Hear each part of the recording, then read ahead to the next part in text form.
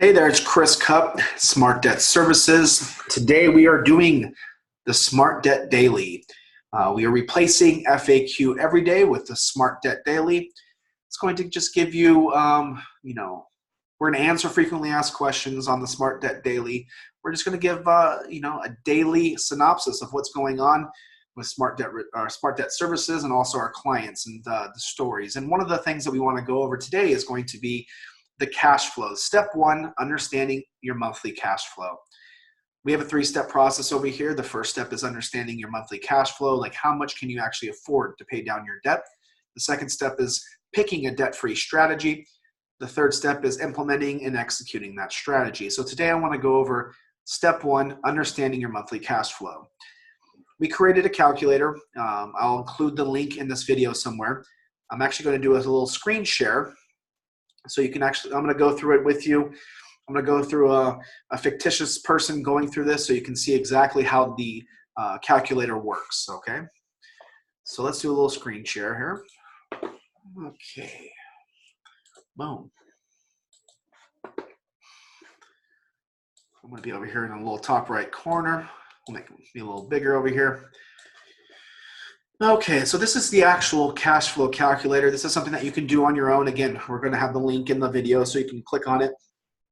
But when we talk to somebody on a consultation or the first step, like I said before, is we go over that cash flow, the monthly cash flow. So we have the different categories here on the left-hand side, and you can do this from a computer or your phone. The housing, all of it's pretty self-explanatory. The housing over here talks about your rent, your mortgage. Let's just kind of be a fictitious person going through this. Let's say our housing is $1,500 a month. As you'll notice on the right-hand side over here, we do have a pie chart that will be actually, you'll be able to see where your money is going on a monthly basis. The transportation, let's just say you have a loan on a car. At that point, let's just say it's $250 a month. Insurance, this is going to be more like your car insurance, but if you also pay any type of health insurance that's not taken out of your paycheck with your company, you want to add that into there. Let's say for this instance, this person, their health insurance is taken out of their check. We'll get to that later. So their insurance on their car, say it's $125 a month. Utilities I like to talk about is going to be cell phone bills, water bills, electricity bills, anything that has to do with the utilities of the house, but also including the cell phone. So in this case scenario, let's just say it's going to be $400. Food and entertainment. If the person's going out a lot, you'll be able to see exactly what these expenses, where you can actually cut back. But in this case scenario, let's just say, for instance, it's $500 a month. The personal care, haircuts, manicures, pedicures, anything that's a personal care in this scenario, let's just say it's going to be $200 for this person, this fictitious person we have. Miscellaneous, anything that's not in these categories above. That could be someone who is tithing to their church. That could be anything, again, like I said, that's not in these categories. So in this case scenario, let's just make it $200 a month. So as you can see over here on the right-hand side, we have a total output, total cash out, we like to call it, of $3,175. And then you can kind of see where your money is going, right? There's something that's being left out here on purpose, and that's going to be your credit card and your debt payments. And we'll get to that in 1 second. Now we go into your cash in, after taxes, your net income, what's actually going into your bank, what actually are you making on a monthly basis. So for this case scenario, let's just say that this person is bringing home $4,500 a month. 2 checks equals the $4,500 a month. After that, we can then see the total out, $3,175, the total in, $4,500. There's another tab underneath the work that could be like if someone has child support or alimony, you can add that in. Anything that's not the actual work income, right?